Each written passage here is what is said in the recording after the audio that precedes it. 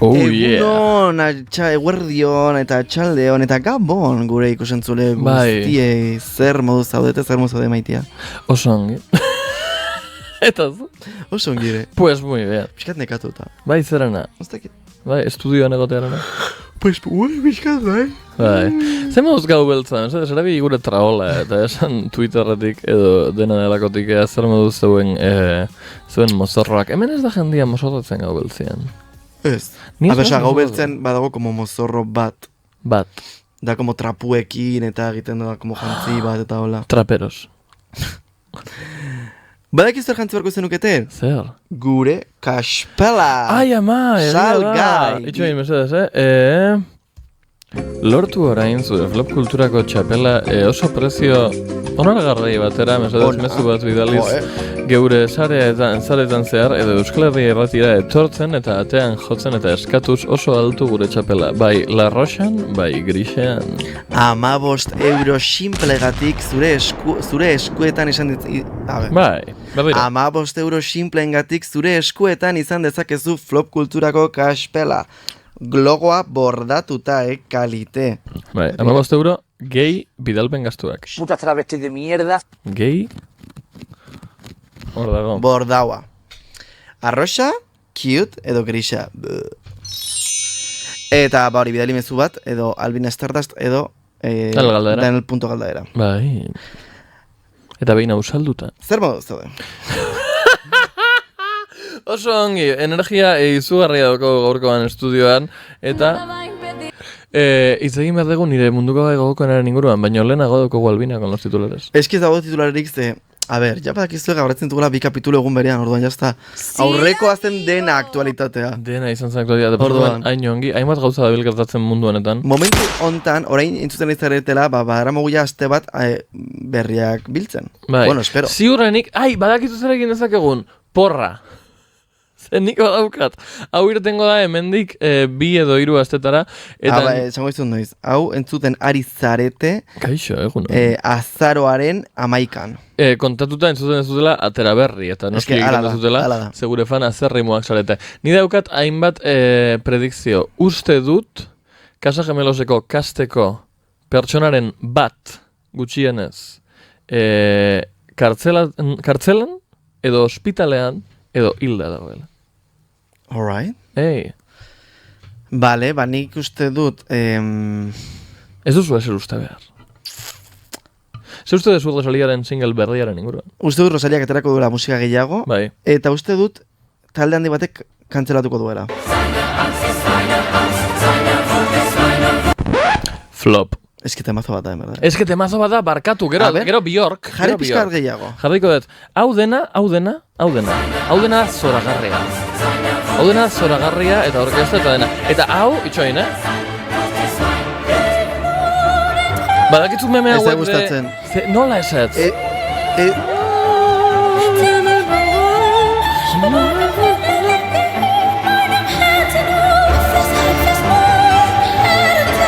Berriro! Super hona dago.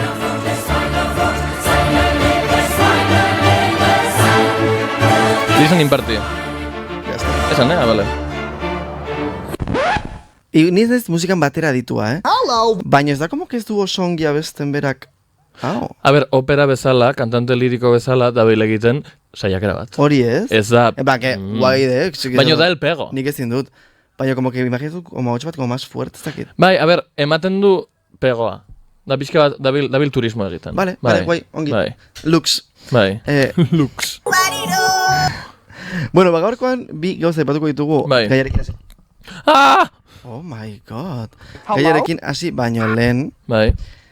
Bat da tontakeria bat, baina eskizut.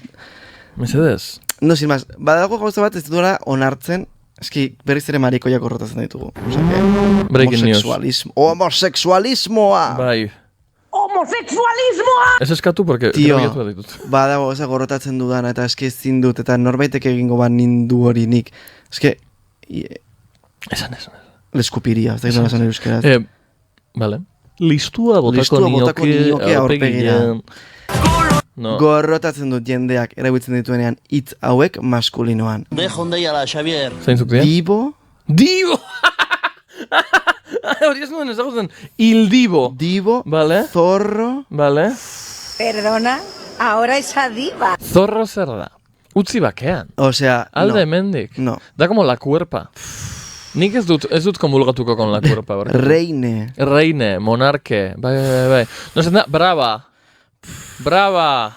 Por las bravas. No. Osea, ez. Konservadura gara. Sentitzen dut, hau egiten baduzu zarete pertsona nazkagarriak. Dibo? Nork esan dau Dibo inoiz? Aparte de Il Divo kantantera. Kristo jende pilla, Daniel. Nor? Kristo jende pilla. Porque jenderi beldura esaten dio gizon bat izatea diva. Naiz hain woke. Woke moment. Naiz hain woke. En plan, nahi dut mundu osoek transicionatzea orain. Ni ere. Orain. Izan zaitezte transak. Orain. Denak transak. Bai. Izan ez bitarrak. Ez baino, Divo esatea baino, hobe da. Hombre, claro. Transicionatzea. Whatever. Ez que hori getatzen ere jendak alatzen dituenean como abestien letrak. Bai. Egiten duzu bertsio bat. Pusilanime. Mesedes, esan if I were a boy. Nun daukat barkatu. Baino bai, esan. Bai, baina igual den plan, I like her. Eta jendak, esatu... Bai, porque bestela bihurtzen zare gay eta erortzen zaizu zakila zatika. Mesedes, euki borondate pixka, da como jendeak esan dianean, aize guapo, edo, bueno, nahi dezuna, berdin za! Ja, tio, ja. Badakit detektatzen intentzio on bat zeure kumpliduan, ez naiz negarrez hasiko, deitzen didazulako diva. Hemendik komunikatu ofizial bat egin nahi dugu, Mercedes, itzegin euskeraz, euskerak ez duelako genero markagailudik. Eta esan naizela... Hori zagia del todo, baina bueno. Ja, egia da, porque bai izan naiteke diva euskeraz. Bai. Perdona, ahora esa diva. Oso ona. Ekarri dezuna. Ezi gorrotu du. Oso ona ekarri dezuna. Eta egin duen ikusi nuen, Bai. hau idazten duenean da zerbait ikusi dalako, pues TikToken... Eta zorro da gezurra. Te lo jure ikusi duen. Zorro da Perez Reverte. Osa, zilegitasuna eman nahi diot ezuk esan desunari, baina zorro idazten badu norabaitek ja oso berandu da, pertsona horretan zat. If I were a fox, esan? Bale, eta ere beste gauza bat. Bai, esan? Cierta plataforma verde, kantzeratu behar duguna, egiten du gauza oso divertigarri bat Ai. dela, orain, iarekin, a ber, Daukot beste bat horrena, baina bai. A-irekin, Bai, A-arekin. Alkoholikos Anónimos.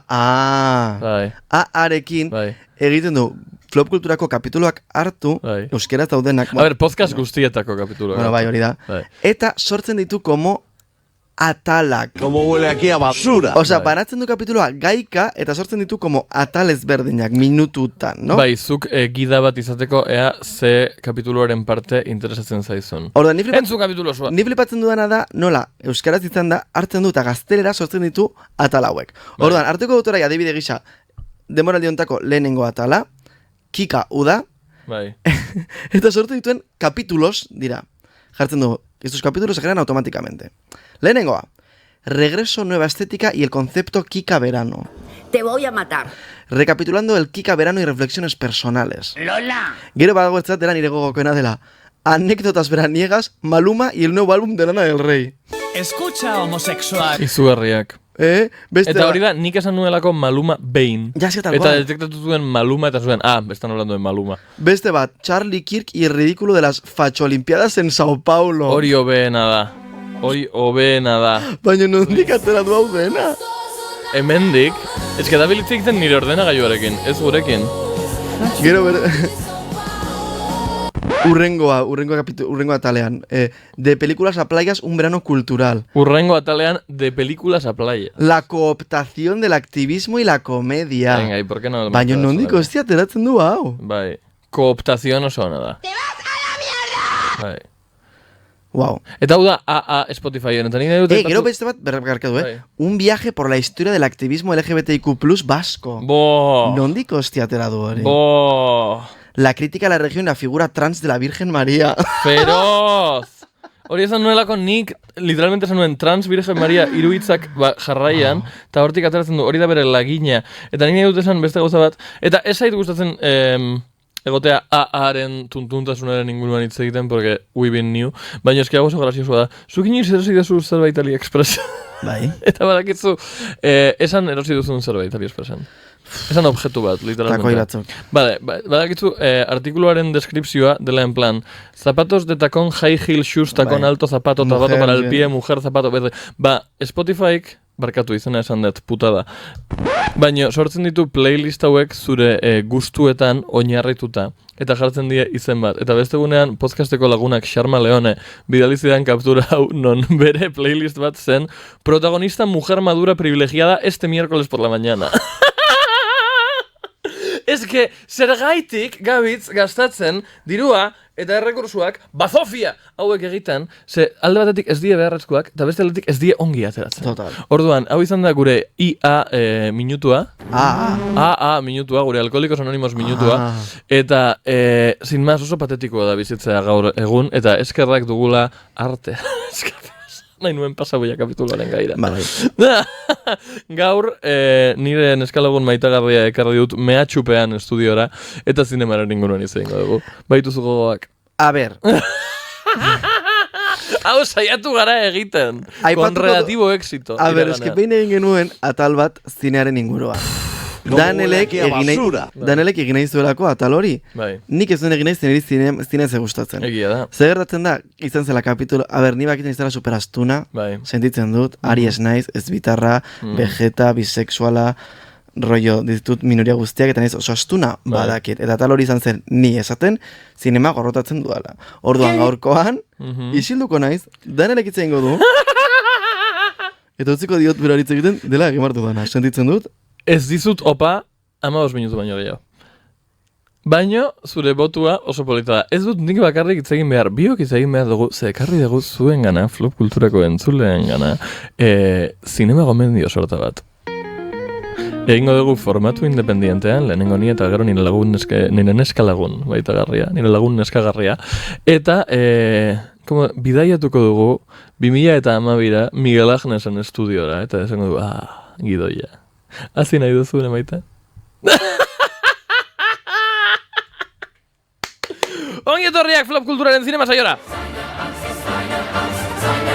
Lehen da bizi. Aipatu nuen aurreko kapituluan eta aipatuko dut gaur berriro ere. Etorri naiz superprest jasan ezina izateko, nahi dudalako izan la alternatiba del grupo. Zezurekin kontatzen dut audientziaren beste portzentaia kontsolatzeko. Esan hitz bat. Bai.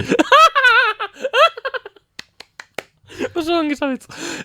Vale, orduan, zinema gomendio batzuk egingo ditut, azken denboraldi honetan ikusi ditudan pelikulan inguruan, eta hasi behar naiz goitik, porque se acabó. Atzo nire pixukideak eta biok, atzo ez. Baina aurrekoan ikusi genuen pelikula bat, eta filme hau izendatu zuten historiako filmerik onena 2020an ateratzen lista oso prestigioso batean nonberitzen ez du goratzen, eta izugarrizko bomboa izan zuen, eta denbora asko naramatzan pelikula hau ikusteko gogoekin.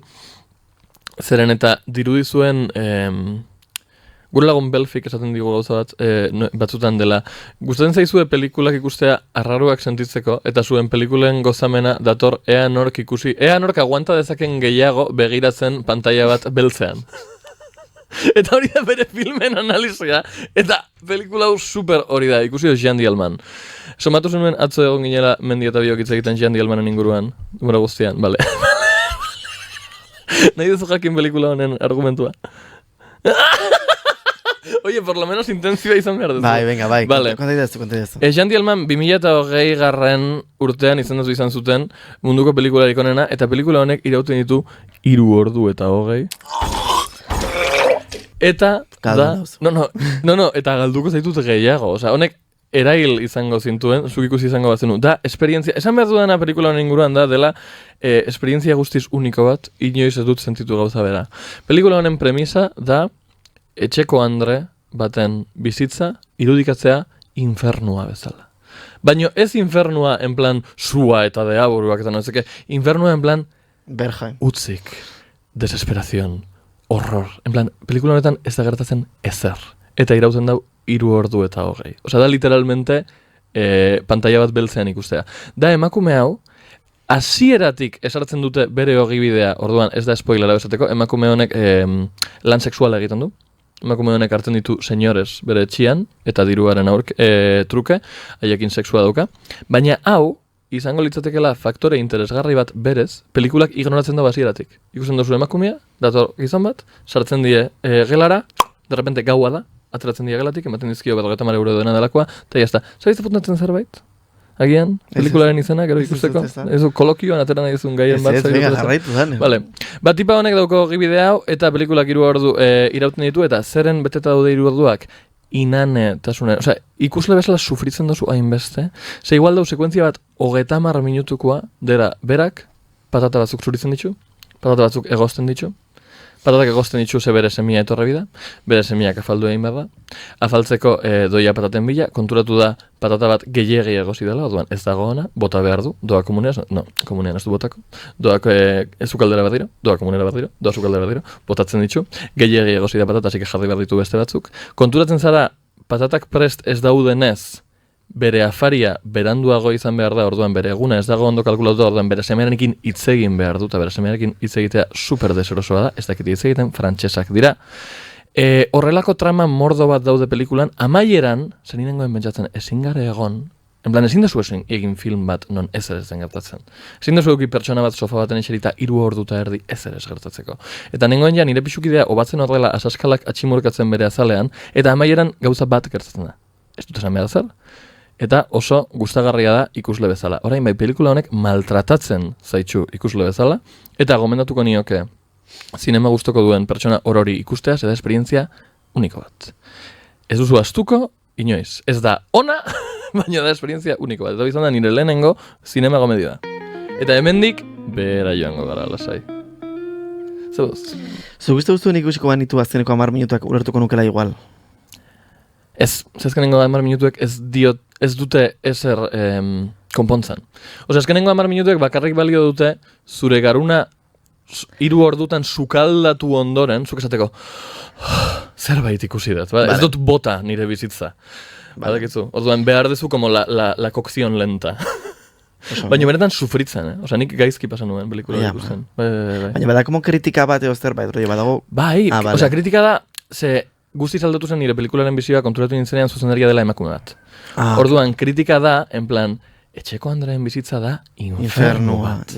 Baina infernu bat, en plan, de dolor, porque ez dago ezer, emakume hau dago, batzutan pelikularen momentu batzuk dira bera eserita egon gelan. Ez dauka ezer egiteko, inorekin ezin du hitz egin, batzutan zaintzen du bere bizilagunaren ume txikia, eta ume hori gorroto du. Baina ez dauka ezer egiteko, orduan, sartuko dut umia hemen, umiakin ez den da jolasten, ai, umetxu, eta umia, eta die, como 15 minutu non zerbait egiten ari da, porque umia ez dauenean dago horrela eserita. Infernua. Wow. Bai, oso gomendagarria. Jean Dielman, munduko pelikularik oberana, 2008ko lista baten iritziz. Nola idazten da? Jendeak bihatzeko zinik ez dutu. Jeane, J-E-A-N-N-E, Jean, D-I-E-L-M-A-N, Dielman. Jean Dielman, da emakume frantses baten izena. Luarzuk ikusiko duzu? Muxo handi bat. Luarrek ikusiko du. Berak ingo igurrebia aurrengo atalean. Yes! 3 ordu eta erdi libre badituzu, hortik ziar, erabili ikusteko Jean Dielman eta infernura bideatzeko. Wow. Esa idea zuen emaiten. Nik uste dut ez duela ezer egin nire bizitzan 3 ordu terdi.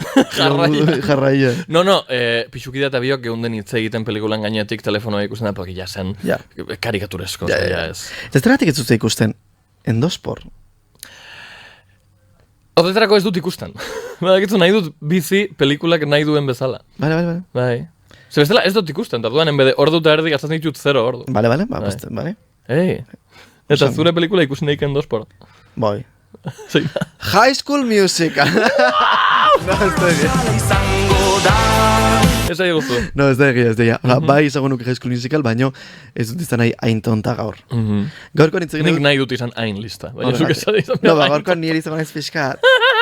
Vale.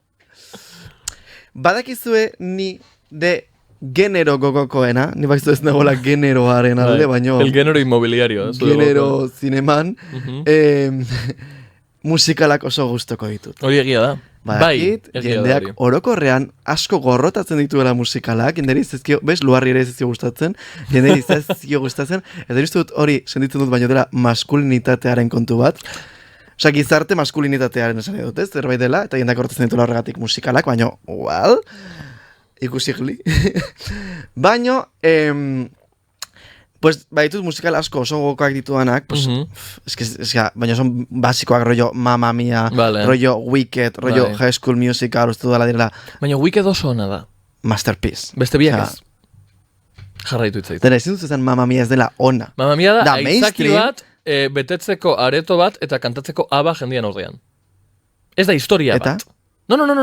Esan dut ez dela ona, historia ne- bezala. Produktu bezala, brillante. Ez nago 10. ados, Vale, nago guai. ados, bale, Mamma Miaren kontua da, eske, precisamente, niretzat magistrala dela, nola sortu den, Aitzaki historia bat. bat de mierda, Aitzaki bat, bai. de mierda, Vale. sartzeko abestiak. Bazuk hori balio esten badezu, balio estu dezakezu, niri gustatzen zaidan bezala, La Casa de los Gemelos. Baina ez dut esan behar ona dela.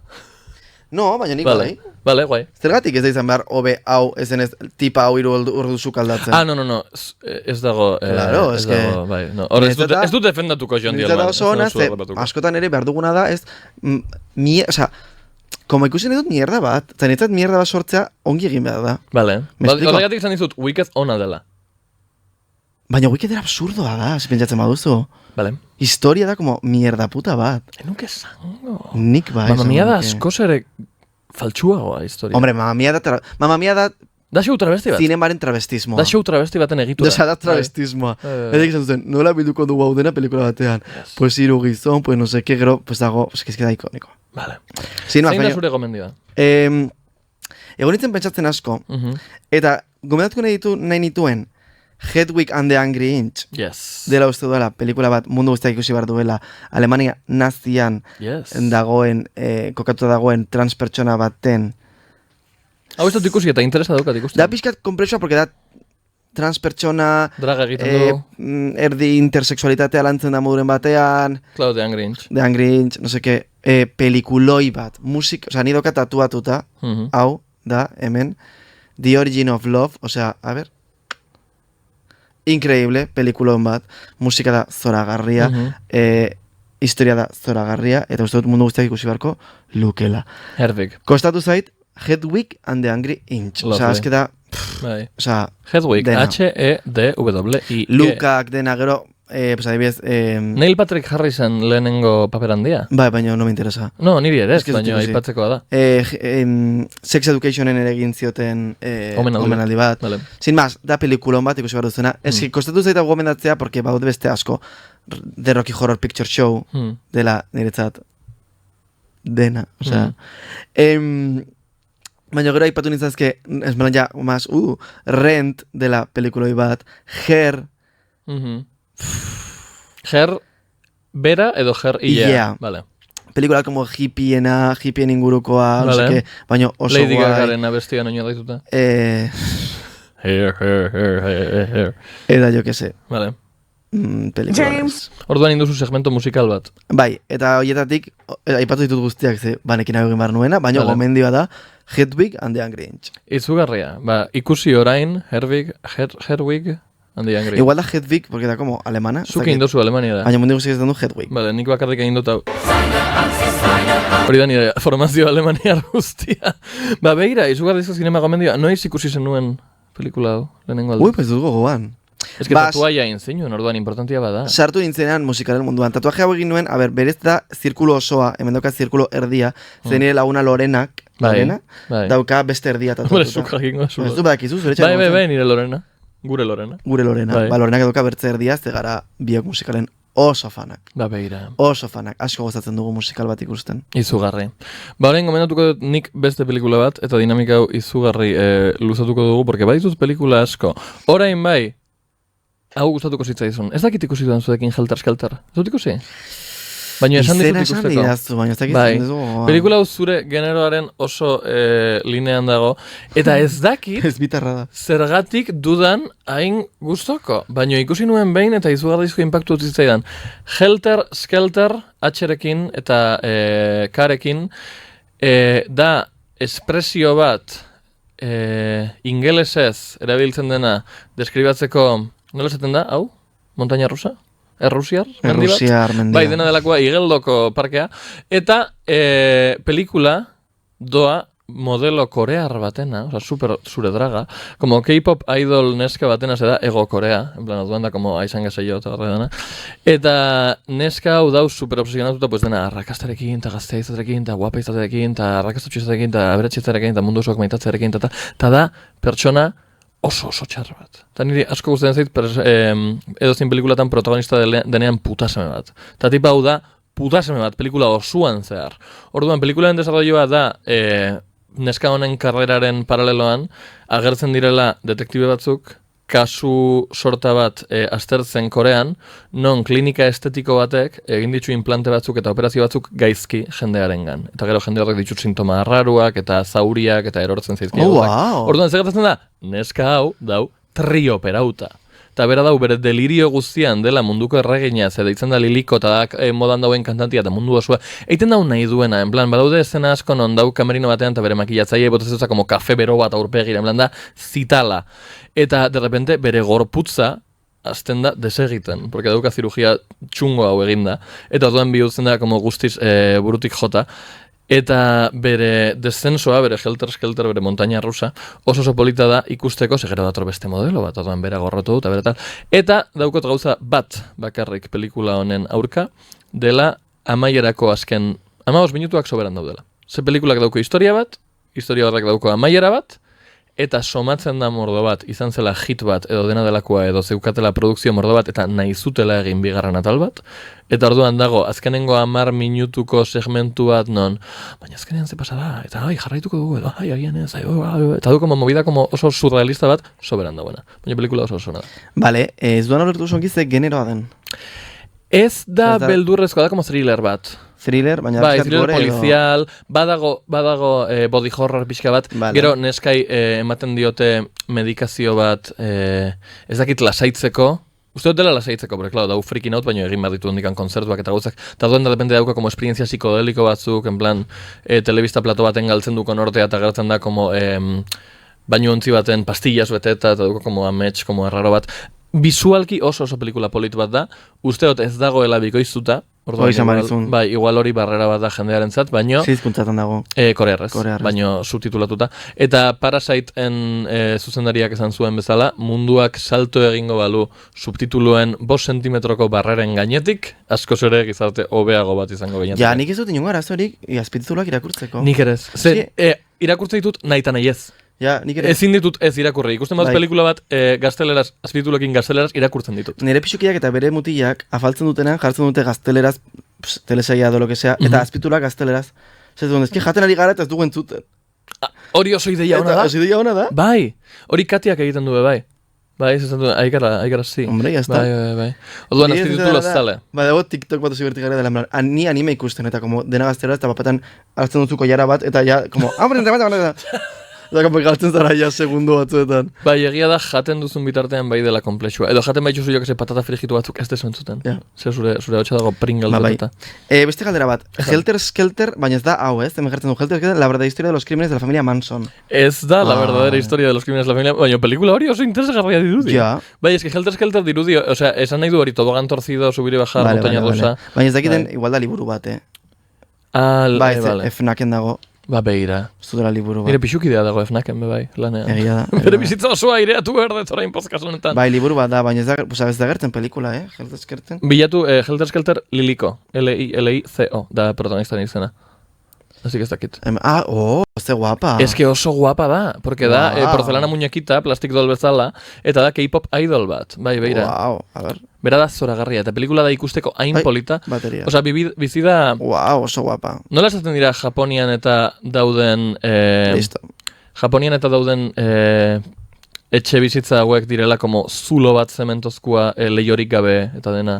Pues bizita olako apartamentu distopiko batean, baina dauka super dekoratuta, super polit, eta nire gauzarik gogokoena da daukola kristonezko leio bat, baina da gezurretazko orduan da zeru urdin baten marrazkia, bi ezpain gorrirekin horrela. Ze guai. Ez que da super kunti pelikula. Me encanta, ni baldin badago emakume kunti bat, me encanta. Ba, gustatuko litzaziko ikustea, bai. Vale, ba, uzten gomendioa. Bai. Helter Skelter. Sartu bat zerbait, noiz behinka, Vale. porque bestela jo que sé. Banoa, nire hurrengo gomendioarekin. Oso tono akademiko bat dauko kapitulo honek. Bueno, gaurkoan gaude... Nik gustoko dut. Gaur gaude Burgerheim. Bai, porque eske, beste kapitulo guztiak dira, como... Orduan, gaur gabiz, como, kaixo, bueno, Miguel Agnesen saio. Bueno, nik zapustuko dut orentxe bertan. Yes! New palette! Baizu ni musikalen oso fana naizela. Bai, Bai. badago beste genero bat ere oso fana naizena. Baina hau super gustoko daukat, bai. Dela... Ez dakit nola esan euskeraz. Itxasozko beldurra. Itxas beldurra. Itxas beldurra. Azteraz, terror marino, Bai, kriston pila gustatzen zait. adibidez. Rollo marrazoak, Bo. rollo monstroak, rollo dena. La sirenita. Escucha, homosexual. Ez, baina me encanta. La sirenita. Eta, baina berria. badago, gaur izan nuen pixkat, en plan, pedante, Es una app. kontua zuela aurkitu pelikula. Eta ez dakit nola izan den. Baina badago, pelikula bat, japoniarra, dela como monstruo baten inguruan, dela, nik usi nuen rollo Antena 3-en igande batean, Bai. me cambió la vida. Me encantó pelikularit, ez dakit nola ditzen den. Baina nola da monstruo edo nola da jendia. Un monstruo bat como iluna eta oso nazkagarria eta no seke, eta gero batean gago como estena bat como neskatxa txiki batekin, eta no seke, oso Vale. polita. Mesedez, baldin badak ez du pelikularen bat. Horrela esan. Baino bestela gomendatuko dut eta hau da como super Esan behar dezu... megalodon. Sentitzen dut, baina megalodon da, Bai. pelikulon bat. Eta hemendik ez nahi zuen aterako.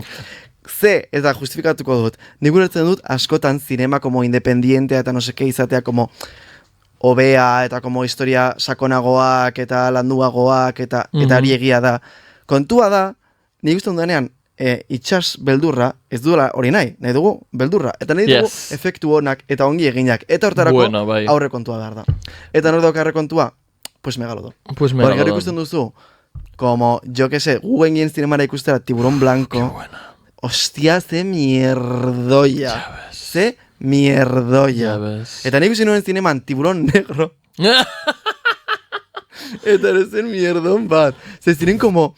Es que zen como super arrara, porque zen como Mexikon kokatua eta como Bai. misticismo hau de vudú eta no sé qué. Bai, bazeuken elementu kultural oso arraro bat. Eta orduan bai, como que txamanikoa, marrazoak, bai. como que... Ez denekien errealak ziren edo ez eta No, no sé marrazoak qué. ziren como aintzinako zibilizazio bateko Bai, jainko hori baten, da, como hori azbenimiento da. arraro Como- bat. Bai, izen dena oso mistikoa. Orduan, nire gomendia da, Megalodon, me encanta pelikula. Vale. Ikusi dut, pero igual, 7 aldiz. Niretzat como confort. Bai. Eta nire teoria bat daukatu zut ja aipatu dela, baina da, niri beldurra ez da gustatzen. Nik ezin dut beldurrezko pelikula ikusi, gaizki pasatzen dut, no seke. Beldurra sentitzea be gustatzen zait. Ez dut ulertzen. Osea, niri sustoak eta momentuak eta tentsioa eta thrillerrak eta no seke, me encanta. Estoy bien thriller. Baino, Behar dezu distantzia. bai, ze baldin Bai. bada como espirituak edo, Norbait sartzen da zure etxean. gero nik gaizki pasatzen Ja, dut. behar duzu Orduan, distantzia. ikusten denean itxasoan, pues da como, ez noa itxasora orduan. Hori oso inteligentia da. Hori oso inteligentia da. Jarraitu bat zure hildotik itxas beldurrarekin, zeren eta genero praktikamente asmatu zuen Stephen King Jaws Tiburon. Stephen Hawking. Stephen Hawkingen Tiburon pelikulak, bai, Steven Spielberg. Boa pelikula. Ez dut Stephen King, ez dakit ze Steven da, baina bueno, Steven zerbait. Asuntua da, erosi dizkizu dala Tiburonen magic kartak. Bai. Opari bezala, atera dute Tiburon pelikularen karta sorta bat, erosi dizkio eta eko dugu unboxinga. Baina, nik behin ikusi nuen, eta ez dakit zurekin edo ez, ze nik bilatzen dut, nire berjain bibotea ukitzen ez nabilenean, bilatzen dut bebai asko, zuk esan dezunaren aurkakoa, nik nahi dut pelikula bat, sobre todo, beldurrezko pelikula bat, izatea alik eta kutriana. Alik eta traketxena, eta nik nahi dut ikustia aktoriak diela, Hombre. 19 urteko Malibuko jende desempleatuta, nahi dauela bokadillo bero bat. Nire horrega justen zait rollo, 80 hamarkadeko pelikulak ikustea, Yes. rollo, pues jo que sé, Dracula, Frankenstein, eta Baina holakoak. horrek ziren produkzio altuko pelikulak, bain Eta laurogeta hala hamarketan. ere. Ja, Eta porque beste hala momentu ere. bat zan, bai. Pues. Baina, Tiburones en Malibu. Zuk ikusi dira zu Tiburones en Malibu? Bai. Tiburones en Malibu da Sharknado. marrazo pelikularik okerrena. Bai. Osea, ematen dau klaseko lan bat. En plan, plastikako lan bat. Ze, claro, Stephen N. Hegazkin bat. Bai, hegazkin bat. Gure podcasteko gonbidatu den hegazkina ja da. Baina, bueno, Tiburonek sortu zuen como uin honetan, jende guztiak nahi zauen, festara joan, eta jende guztiak nahi zauen, egin bazofioi bat marrazoen inguruan, jendia ikusteko, eta egin zuten Pirañakonda, Sharknado, Sharknado 2, Sharknado 3, Sharknado 4, bai. Tremors con Riva McEntire,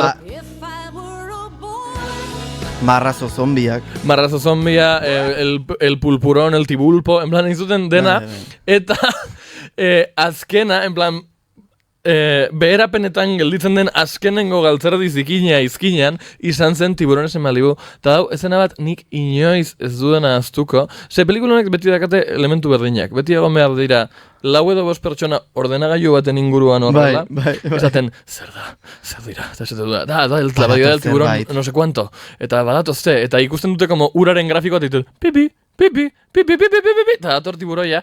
Eta gero daukazu, tiburoiaren irudia, edo marrazoarena, porque badakite euskaraz, eta Tiburones en Malibu da render kutre bat, ematen dauela como naturzientziako liburutako gauza bat, eta gero dator olatu bat, ez dakit zergatik, eta denak gordetzen die como, nola esaten da gorriz dauen tipua ondartzan, zu itotzen zarenean zeure gainera datorrena. Sokorrista. Horixe da, bai. Soroslearen kasetan gordetzen dire denak olatua delako, olatua ez da ikusten inoiz, eta momentu baten pertsona batek begiratzen dago, bentanatik eta dator olatua eta da, plano bat ondartzarena normal, eta txertatu dute, como xafla urdin bat, baina literal PNG bat, olatu batena mugitzen, ikusten da ura geldi, eta goian como ura mugitzen, eta olatua datorrenean soroslearen txabolara, zine egiten dizut, hartu zitzuela 2 pertsona como fregona balde batzuekin, eta sartzen dira 3 tantakauz denak, Tiburones en Malibu da zoragarria, nire ustez. Baina kutrismo ere guai da, porque no, niri kutrismo dizu. Tiburon pelikulan ez dut Tiburon 2 edo 3 ez dakitzen den, badago estena bat, non da literalmente ere marrazo baten PNG bat, hola, kristal batera hurbiltzen. Eta batan como que pum, dena estanda egiten du kristala eta ja. Zoragarria. Eta increíble. Ez dakiten Tiburon edo Deep Blue Sea ere dela pelikulon bat baina. Baliteke, bai. Hau kontatzen dau nire gomendio bezala, edo nahi duzunik jarraitzea? Nahi duzuna, nik baitut beste pi gomendio. Ba, adelante. Bai, bale. Badago beste genero bat, baizue, ni oso fana naizela true crime eta nire 3. genero gogokoena, ez ordenean, baizik eta. Bai. Da, Antena 3en igandeten ematen dituzten thrillerak. ¡A cascarla! Estoy bien thriller! Abesti hori jeitsi egin beharko nuke. Dira dena niretzat. Vale. Rollo, secuestro, rollo, pues, me encanta. Eta haien Rollo secuestro bakarrik, denak die secuestro. Eta esto ya aipatu dela, dela, Denak die secuestro. badago bat ditzen dena Cautiva, edo Kept Woman, dela... Bazofion. Dena, pelikula hori ikusi behar duzu benetan, porque da pelikulon bat. Ez egia. Daniel, zuri beldur ematen dizu, baina Vale. zara bakarra. Cautiva, Ez que Kept niri Woman. daukot trauma mordo bat Antena 3eko thrillerrekin, ze txikitan, behin gelditu nintzen nire amarekin ikusten bat, porque sin más, eta oso beldurgarria zen, eta oso gaizki pasatu nuen. Egia da! Vale, izan daiteke, baina... Eta ematen diote como, porque dakate, badakituzte dakate personalidade oso definido bat, eta Tiburoien pelikuloak ezala dakate hainbat elementu beti errepikatzen direnak, eta die oso tensuak, eta dakate tensio como oso merkia, baina beti dago como zitalkeri bat de pertsona batek nahi dau norbait baitu eta hil eta torturatu eta beti dira como oso krudelak. Baina gero de malestar asko sortzen dira. Gero de plot twist zoragarriak. Bai, baina aterata pixkat como del sombrero. Ah, pero a mí me encanta. Claro, O sea, a mí me hori encanta da eta intentzioa, pelikula oso bat, eta bukaran plot twista da, elkarrekin ez direla eskolara, eta bullying egiten ziola. Bai. Eta da como, Slay. Bai, sobre kutrismoa bat badago. Zoragarri. Aipatuko zenuke bat edo bakarrik Kept Woman. No, ya está, Kept Woman, Cautiva. Pues zoragarri. Ba, orduan, itzuliko gara pedanteria da. Ze badaukat beste zerbait esateko. Ze nahi dut, norbait badago hauen zuten gomendio cinematografiko sustantzial baten bila, hau da nire bakarra. Osea, Jan Dielman berdin zait. Baina ikusi dut pelikula bat eta berri ikusi nuen duela gutxi eta izugarri gustatzen zait, eta da beste pelikula bat, super... hori ezen Berjain, hori zen el dembow de la tortilla.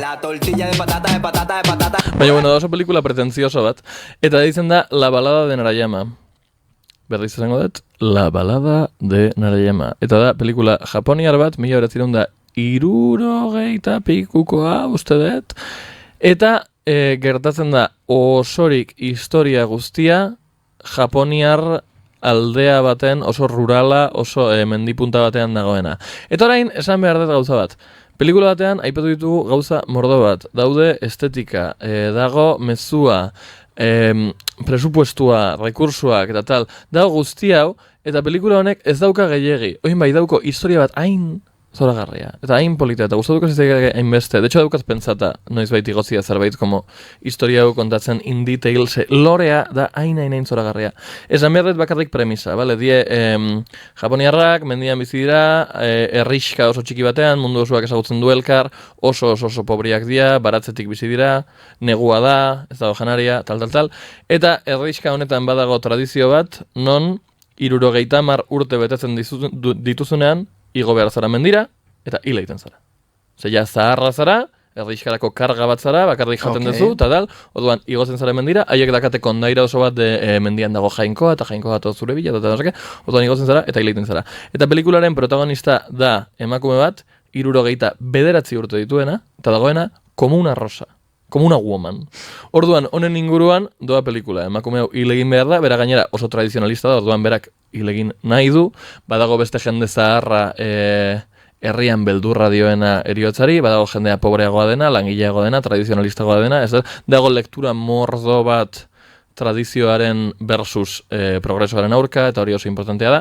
Eta benetan, pues da, kontakizun oso normal bat, historia oso normal batena, gertatu daitekena Sorian, zadenak die, elkar ezagutzen duten bizilagunak. Oin bai da, superpolita. Eta, badago gauza rural oso potentzialmente problematiko bat dela bestialitatea, baina ez da agertzen pantailan. Ok. Oso interesgarria. Bai, mila esker. Ez dakizte gehiago esan egizan. Pues es que ya está, gomendio cinematografiko hau da el catálogo de la FNAC. Gustatzen zait asko, ikusi dut 2 aldiz, ikusi dudan bakoitzean, informazio berria jaso dut, berriz ere pentsatuko nuke ez zenuela inoiz ikusiko, eta ez da ezer gertatzen. Porque jendeak baditu inklinazio desberdinak. Niri gustatzen zait asko, historiak oso intrinkatuak direnean eta zentzua dakatenean, eta benetakoak diruditenean. Hainbat zentzutan, porque gaur ustean zaiz Malignant, dela nire urrengoko gomendioa, baina utiko izut pasatzen. Vale. La balada de Naroya. Justi datzi digu Magic Internet esateko atzerakadaren podcasta oso ona dela. Slay! Mila esker. Eskerrik asko Magic Internet zure reviewarekin. Eta atzerakperaren inguruan hitz egiten bastante atzeratuta zioaz gure kapituluen entzumenarekin. Baina, bueno. Nire azken gomendioa. Esan? Badago beste genero bat eskusten Luar joan eginda. Bai. Se la pela. No, lasai. Lasai. Markau. Ai, egazkin bat. Egazkin bat, que guai. Zenbat demora goiaz, jakiteko?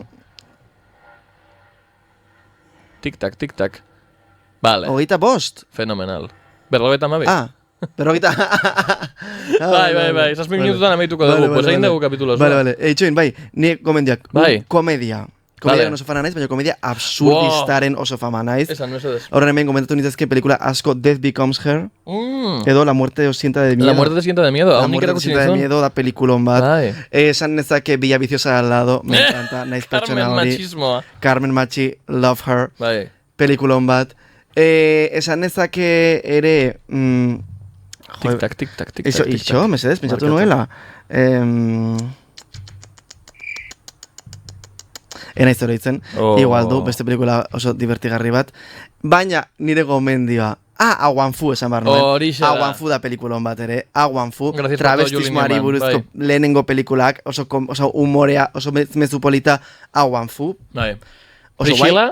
Eta azkeneko, bestira eta komedia. Vale. Bueno, bai. Baina, nire gomendioa gaurkoan izango da, But I'm a Cheerleader. Lola. Vale, oso guai. Da pelikula. Oso guai. Bai. Da pelikula bat.